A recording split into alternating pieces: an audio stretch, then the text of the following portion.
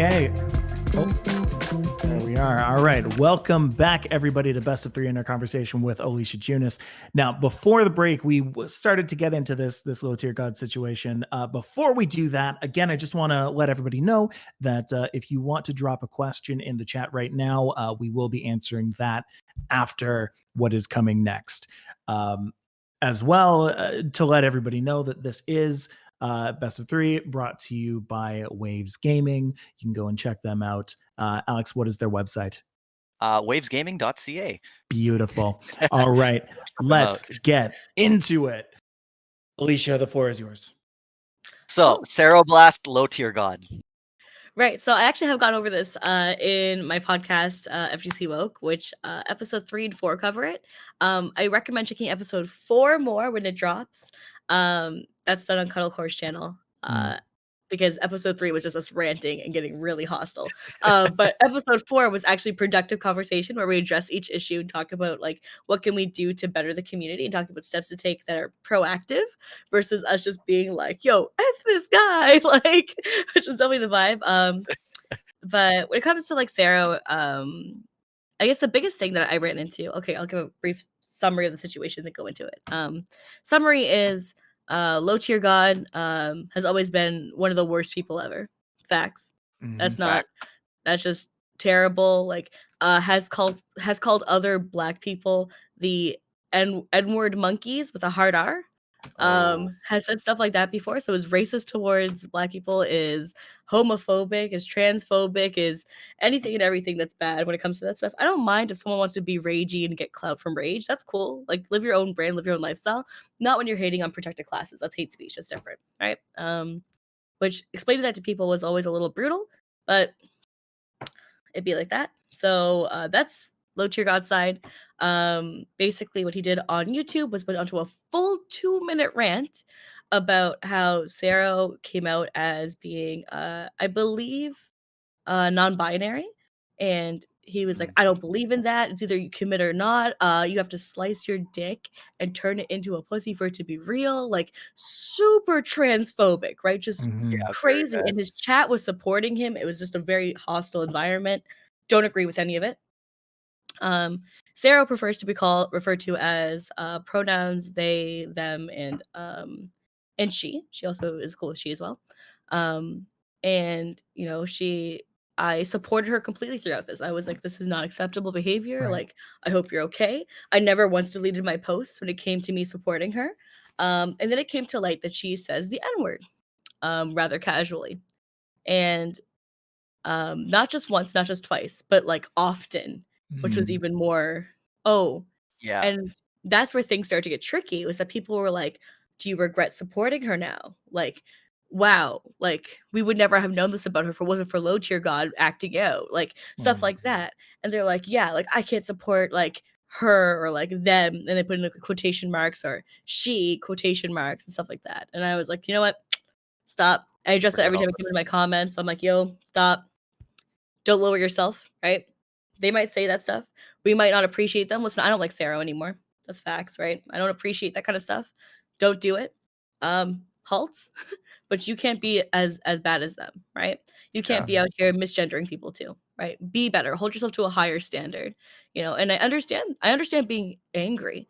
Like being angry is something completely justified. Yes. Like no matter who you are. And if you are if you're someone's friend, right?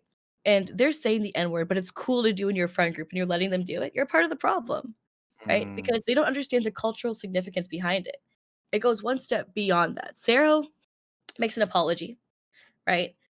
Their comments in their own apology were clearly showing that they didn't actually give a damn about the apology, but the apology itself was okay. Next day on stream, Sarah goes, "It's not my fault. It's not our fault for saying it. It's Black culture's fault for us saying it. Because if it wasn't for them making it so accessible for us to say it, then we wouldn't be saying it." And I was like, "Wow, way to blame Okay. what? Like, are Wow. you that was like, you just and then That's not even apologized shifting the again." blame. That's Right? So And they pretty much turned it around and blamed Black people again. yep. yeah. Yep. Wow. So people like doubled down on hating them. They got banned from course. CPT. So they're not on the Capcom World Tour anymore. Both got Pro banned. Tour. Yeah. Yep, both got banned, and it's one of those crazy scenarios where Sarah originally just had a year ban Mhm. for saying the N-word, and then now it's a perma ban. Mm. And I think it's the right step for everybody involved. It's one of those scenarios where nobody's a winner and everyone's a loser.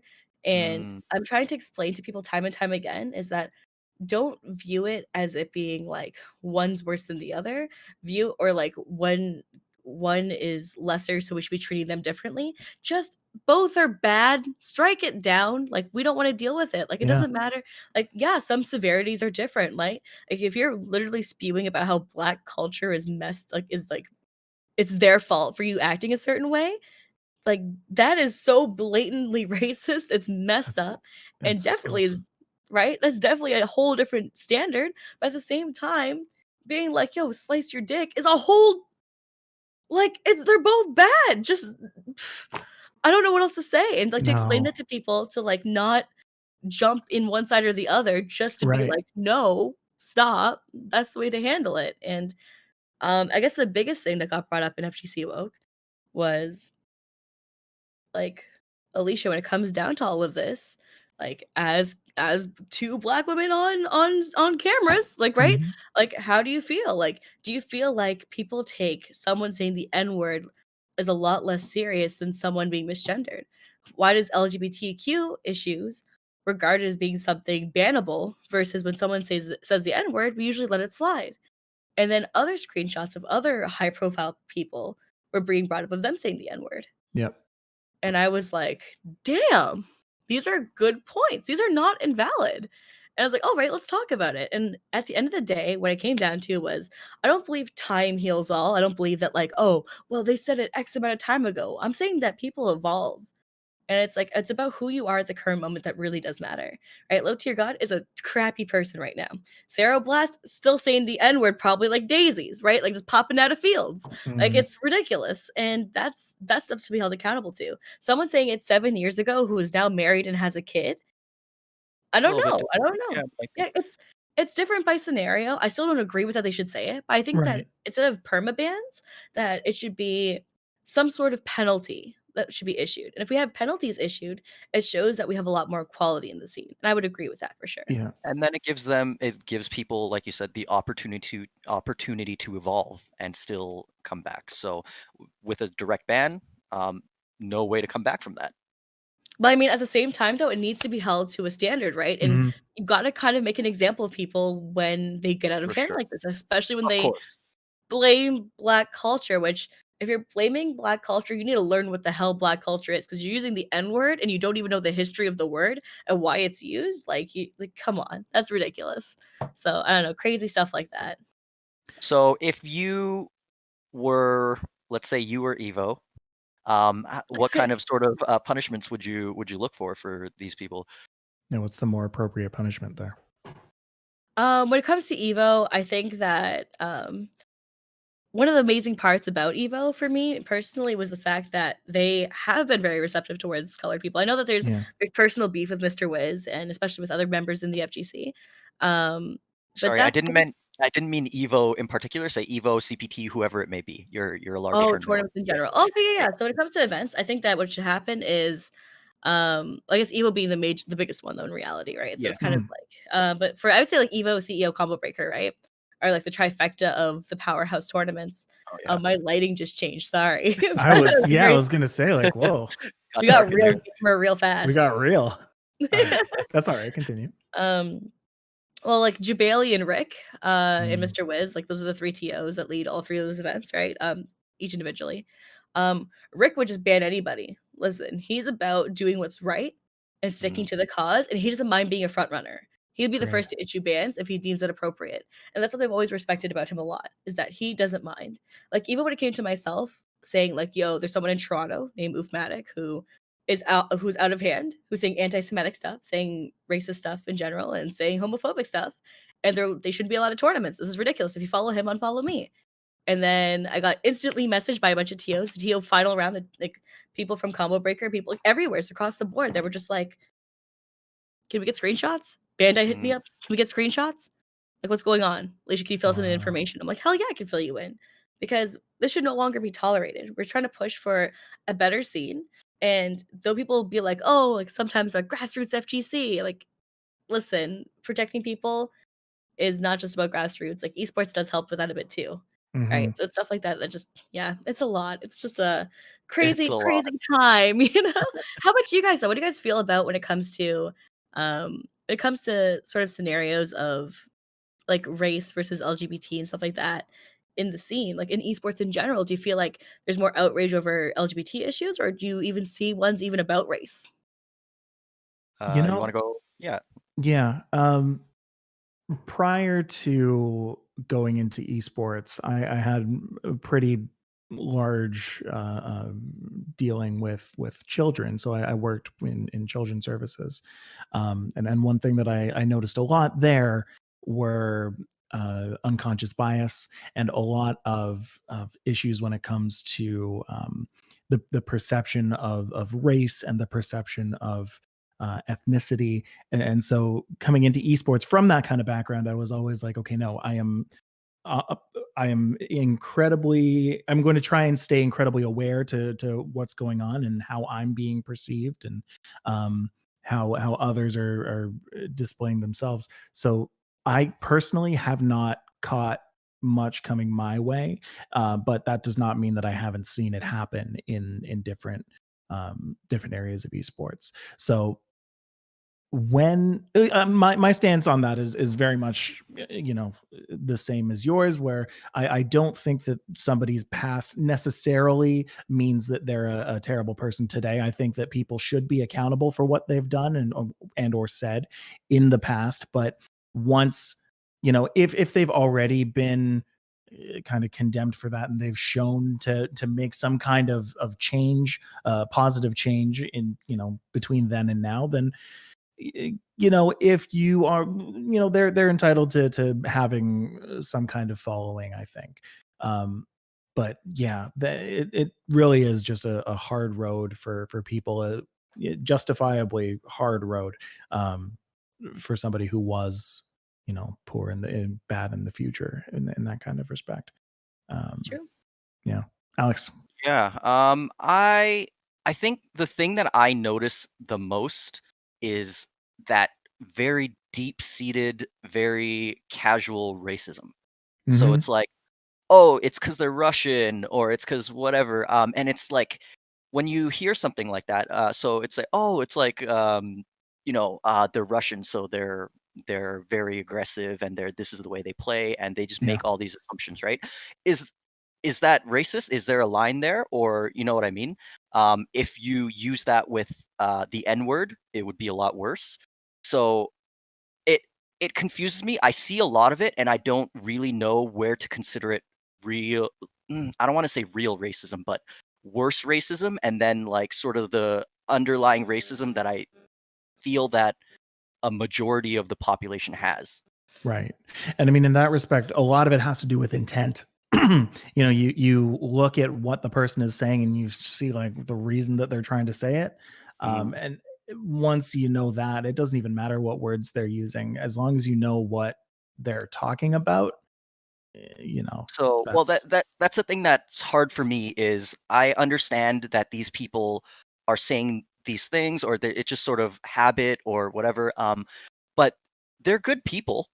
I mean, not to say like they're the best or anything, but there's no harm or ill intent there.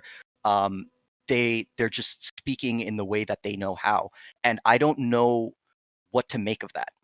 Should I be doing something more about it, or is this something that is more okay, and then like there's harder racism that is not okay? And that's what I struggle with. And one of the reasons why I really wanted to hear what you had to say today, because you have so much insight, and I'm Mhm. not necessarily in my wheelhouse in this territory. So yeah. Yeah, when it comes to, well, actually, let's address that head on. Is that when it Let's comes to do like that. friends saying things that are either racist or, like, yeah, let's just put it as a blanket term of racism, right? When they're being racist, either it be like subtly or blatantly, is that you are the product of your environment, right? Mhm. And you're choosing to be in that environment, and you're choosing to be passive about your friends being that way, right? And whether you are proactively doing something or not is actually making an impact. So choosing to be quiet is kind of on you too at the same time, right? And that's the sad reality of things. I'm not saying like I'm out here pressuring you to like hound them or anything. I'm saying is sometimes what I even do when it comes to my own friends saying something is I just say the sentence back at them, but like reword it slightly, and they're like, Mhm. "Whoa, dude." And I'm like, "Yeah, like that's exactly what you just said." And they're like, "Well, Mm. I didn't mean it like that." And I'm like, But "Yeah, you said okay, it. cool. But you Yeah. said it." Right? And they're just like, "Oh, damn. Sorry. Yeah, I'm a dick." I'm like, "Yeah, cool." Like as long as you are able to take that moment, because sometimes being aggressive towards the situation makes people more defensive, because Mhm. sometimes people feel entitled to their words, where they're just like, I didn't mean it that way, dude. I'm just saying it because blah blah blah." And it's like, Yeah. Yeah. I don't wanna get into that conversation. This is what you said, my dude. What the hell, right? Come Yeah. on. So, It's it's just another it's my thing approach. too, like with your friends, it's like that with people on the internet. There are ways that you can handle it like that as well. For me, I'm a parent of a as of this Friday, a 3-year-old. Ooh, And so congratulations. she Happy is birthday. is Happy speaking a birthday. lot more.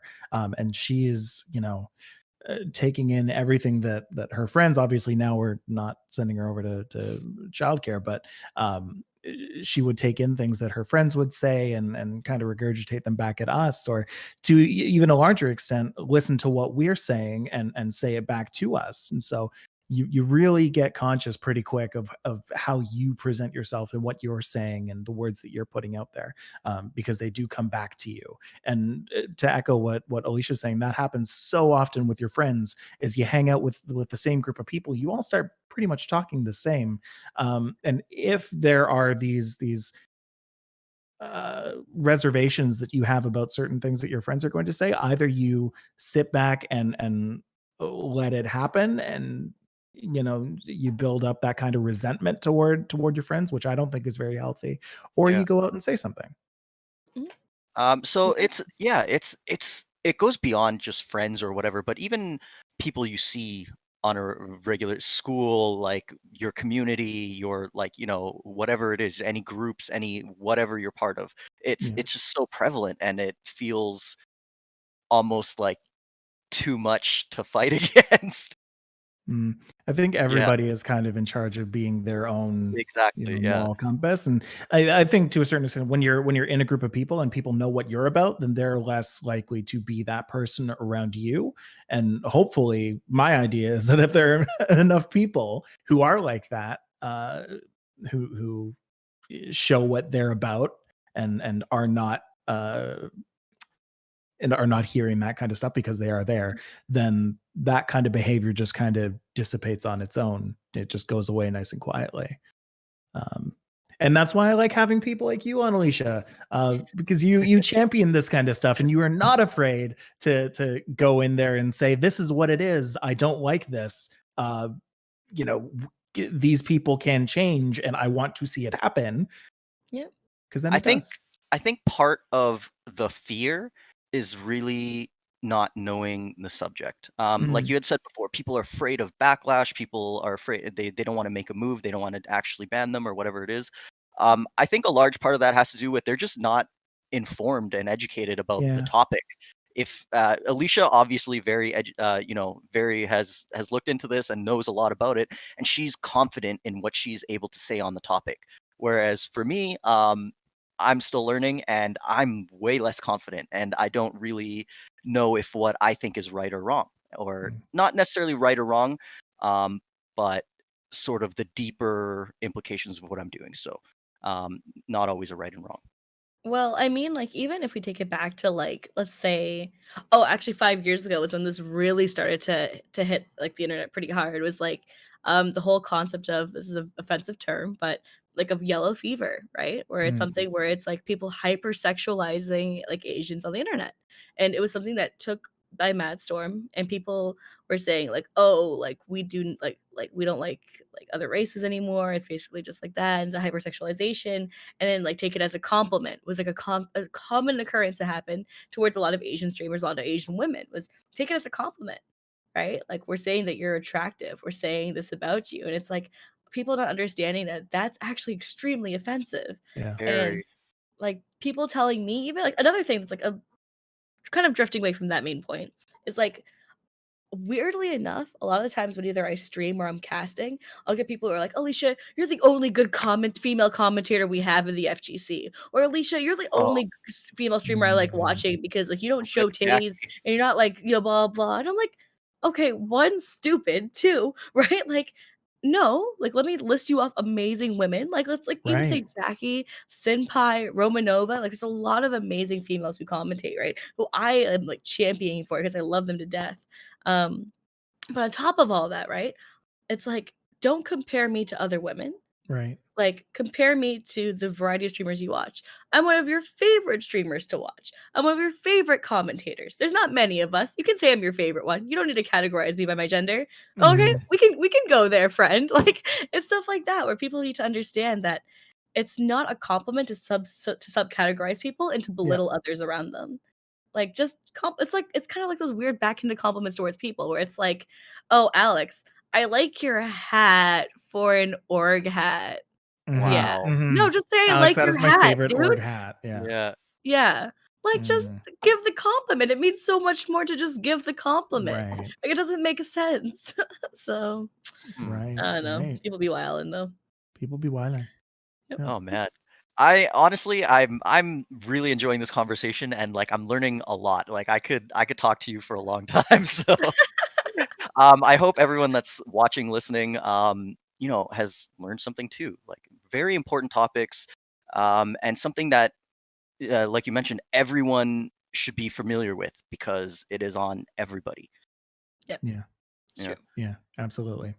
And so, with that, before we sign off, Q&A. let's do some Q&A. Yeah. Absolutely.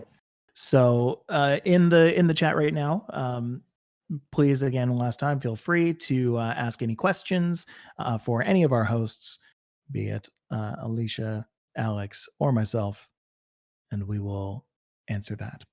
But in the meantime, while people are doing that, Alicia, how are you handling yourself these days? Like, what's going on this week for you?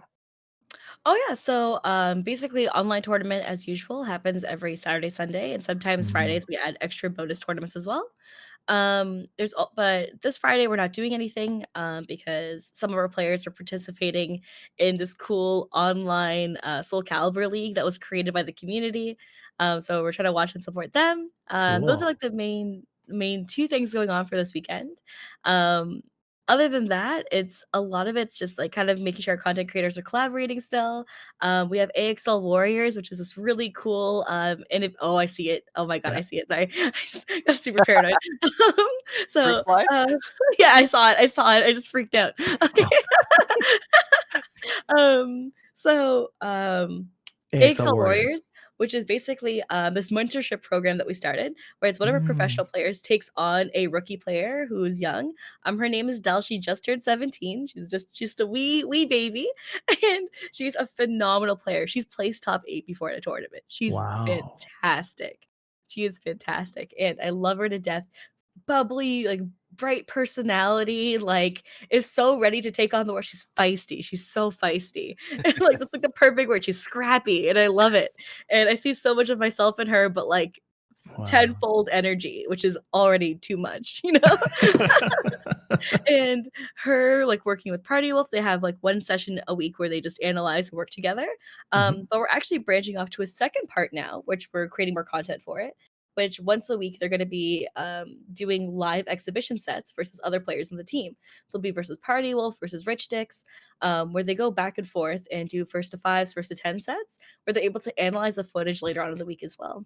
Mm-hmm. So Very very, very happy with the mentorship program for sure. That's awesome. I love mentorship programs. They make too much sense for me, and I wish that more people did them. Getting people into the scene. This is a question that we ask almost everybody that we have on the podcast is, Yeah. what can people do to get into esports? What do they do to break in? Honestly, one of the easiest ways to kind of like get into esports Mhm. is, well, I guess more so the FGC side of esports is just talk to people. I think it's such a beautiful way to get connected, right? I think some of the other esports do kind of gatekeep to a degree, right? Mhm. It's not as accessible to talk to your pro players in a scene. FGC, it's so easy to talk to a Yeah. pro player, to get advice, to talk to their friends, to meet other people who are also on the same skill level as you.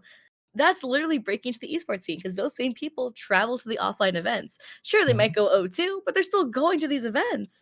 So it's like that is a part of the esports scene, and it's such a beautiful thing to be a part of. So it's literally just talk to people. Don't be scared to. And if you are scared to because you are shy in that sense, that's okay too.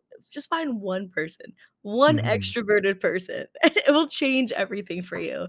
My person was who helped me a lot when it came to like breaking out and feeling more confident was Jackie, which is why I bring her up, is because she Cool. definitely championed me in offline when I was really shy and physically hiding behind people because I was so nervous around people. And now I'm the loudest person in a room. So I'm gonna do the same. I'm gonna shout out Blitzman here. So Really? Blitzman is he's a former player for Lazarus. They were set to destroy before. Street Fighter player. I believe his main game was Street Fighter 4. But yeah, he really helped me and introduced me to the FGC as like I'm a Dota player, so I know Dota and the scene there. But outside of that, I was very new. I didn't know esports as a whole, any I other hate game. techies. I'm a techies player. Yo, right? No lie, I'm a techies player. He Sorry, actually everybody. is. Yeah. He's actually Um, toxic. hey, I'm not though. I'm just your He plays a wholesome techies. friendly Oh, neighborhood. yeah. I have Those perfect exist. behavior score, 10,000 behavior score. So anyways, so yeah, he really introduced me to the FGC, what it was about, and like who the people were, and got me more comfortable with talking to, like you said, like any pro that's there, or just making more friends. I felt like I was such an outsider, but he made me comfortable. So shout out to Mhm. Blitzman for that. There you go. And then before we go, we do have one question from LJE Waves, who asks, "What is your favorite and or least favorite part of being an org owner?" I think my favorite part is seeing dreams come true, honestly, Mm, and being able to mold somebody into a better brand for themselves where they're able to earn more revenue off of Twitch because they learn how to brand themselves appropriately.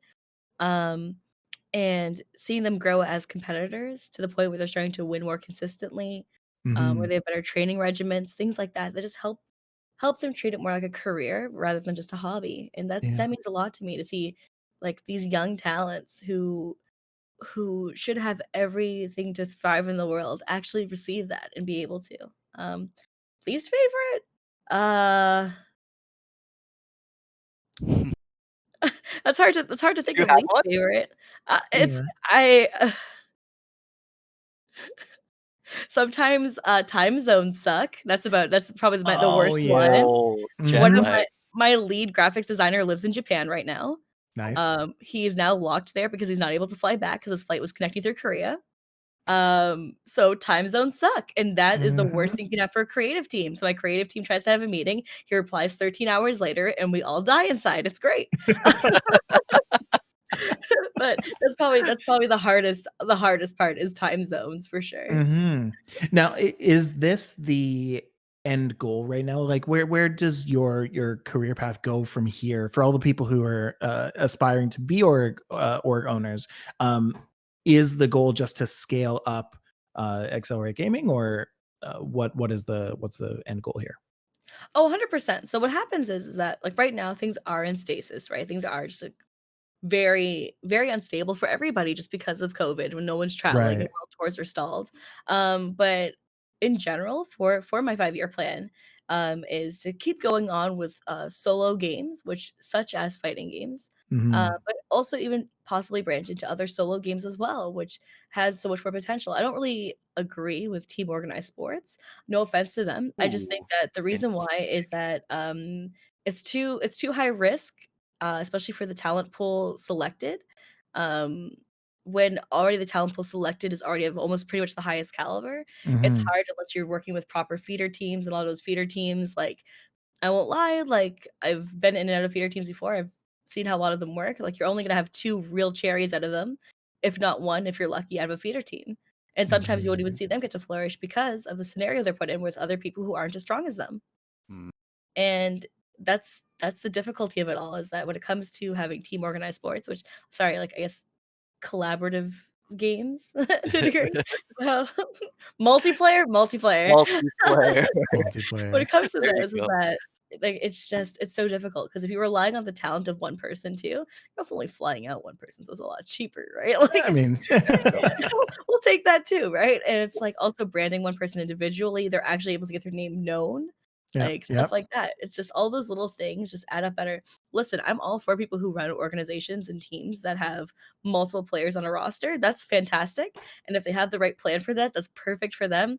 It's just that in our books, we see the logistical side of us going in this direction versus that Yep. one because we are a more brand oriented team. I agree with that. I like, Cool. as you say, both of them kind of have their own merit. I do see that it's harder for team organizations to kind of brand each individual person. I know teams very well and I see how they perform, but if you ask me to name like three people on any given Dota team or league team, I would be hard pressed to actually do that. Um, Exactly. versus you go to any other org and that has individual people, and those people making a name for themselves, they're shining. Like Oh it's yeah. all about letting those people shine, and I think that's really cool. Exactly. Mhm. Exactly. that that question was spurred on by someone in the chat who asks where you see yourself in 2 years. I'm glad we brought it to kind of a more expansive point like that. Yes. um, Before we go, Alicia, how about you tell the people where they can find you? Where you can find me is Hmm. you can check out my social medias, which is Alicia X Life _ for Twitter. I'm very active and never shut up on there. Another place is definitely my Twitch. I do stream every day now. Unfiltered, absolutely savage Alicia, which is my non like the one thing when I do when I stream is like listen, not AXL Alicia on here. It's just Alicia Oh, being okay, Alicia, okay. Right. right? Like, so when people try to ask me questions about AXL or ask me questions on stuff, I'm like, no, no, not during this time. This is just gameplay time. Not this. Yeah. If you want to ask me those questions, you're more than welcome to. Just not right now. This is not the Mhm. time, not the place, right? I'm not wearing that hat. Yeah, it's my one time to decompress out of that mode, especially when you're in lockdown. You're constantly working on stuff. Like Mhm. streaming's the one time where you're just in streamer mode. But yeah, so like if you want And to where check can me out people there, it's find just you Alicia on that? just Alicia X Life. Okay. Pretty Alicia. much the same across all the board. So yeah, Alicia X Life, and it's pretty zany over there. I'm about to actually, I think I just hit like 8.2K followers or so. Whoa, 8.2K. congratulations. Thank you. Amazing. Yay. Alex, where can people find you? People can find me either on Twitter or Instagram. Instagram Crispy Kim Donut, or Twitter just Crispy Kim. There you go. Yeah, you Then can you can find us. find me anywhere you find people: Twitter, Instagram, Twitch, YouTube at Still Just Mike. You can find Best of Three anywhere you find your podcasts as well. You can find that on YouTube, on the Organized Gaming YouTube channel, where we put out little clips of this very thing that you may be watching or maybe listening to. If you want to see our faces, go and check that out. You can send us an email at bo3@organizedgaming.co, and we will see you next week. Thanks, Thank you, Alicia. for Thank coming you so on. much. Thanks for Great to see having you. Really me. appreciate it. Great to see everybody. See you guys next time. Bye bye.